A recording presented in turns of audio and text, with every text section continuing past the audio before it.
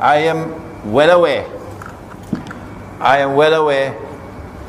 of what has been happening in Syria for the last 60 years or more.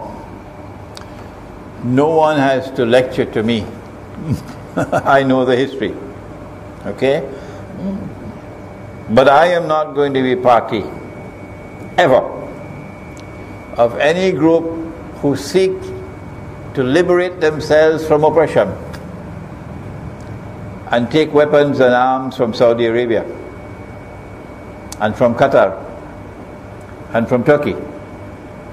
A large number of those who are now fighting Assad in Syria are paid by the Saudis and the Qataris and are trained and have been given arms to go and invade another country. May Allah grant the day will come when Saudi Arabia will be invaded in the same way. Qatar and Saudi Arabia are Zionist countries. Oh yes. Allah says in the Quran, وَمَنْ يَتَوَلَّهُمْ مِنْكُمْ فَإِنَّهُ مِنْهُمْ.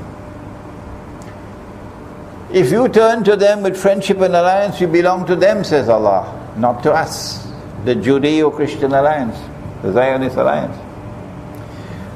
If there are in Syria those who are not connected whatsoever with the Saudis and with Qatar and with Turkey and with the Zionists, okay? Where are you getting your weapons? Oh, we're taking it from the Syrian army. Very convenient answer. Very convenient answer.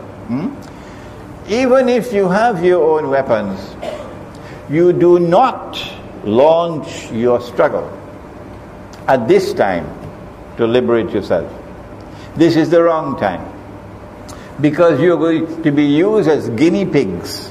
Whatever success you achieve will be beneficial to them. So you're acting very foolishly to use this moment, the second Arab Spring, to get rid of Assad. Choose a different time, not a time when Saudi Arabia and Qatar and the Zionists are sending men into Turkey, armed with weapons and financed by them and trained by them. Choose another time, not this time. Okay? So I know about oppression. It's not just in Syria, of course. There's more oppression in Saudi Arabia. How many of them going to Saudi Arabia to liberate Saudi Arabia? How many? They'll never do that. They will never do that.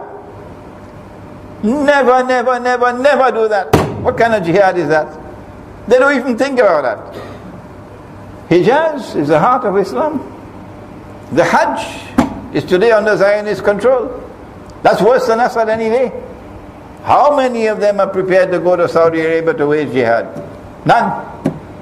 How many will go to Qatar to liberate Qatar? None. How many will go to Turkey to liberate Turkey from NATO control? None. But you want to get rid of Assad. I am not a supporter of the Syrian government. No.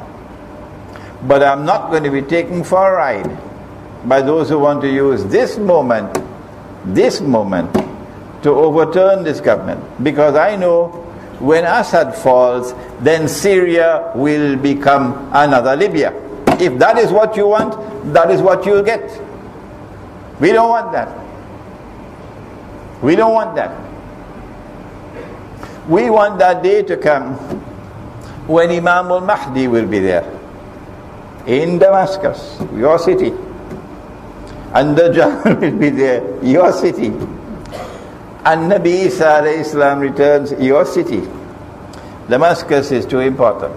From the time Assad falls, what you call the greatest enemy of the Muslims, Russia, is Rome. You should first of all prove that I am wrong. When I say Rome in the Quran is Russia today, prove me wrong. Prove to me that Rome today is the Roman Catholic Church in Vatican, and Rome today is the Anglo-American Alliance. It's only either Eastern Christianity or Western Christianity. Which one? Which one is Rome?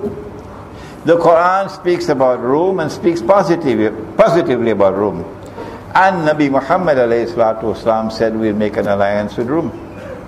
And guess who's made alliance already? Iran. Iran has already made an alliance with Rome. So those who want to consider Russia as their greatest enemy of the Sunni Muslims, go ahead. We are not a part of that. We've done enough to tell you that Russia is now changing and returning to Christianity. How else can we explain the State University of Moscow reaching out to me to invite me to come to Moscow when I'm preaching Islam, if there's so much hatred for Islam? Any other questions?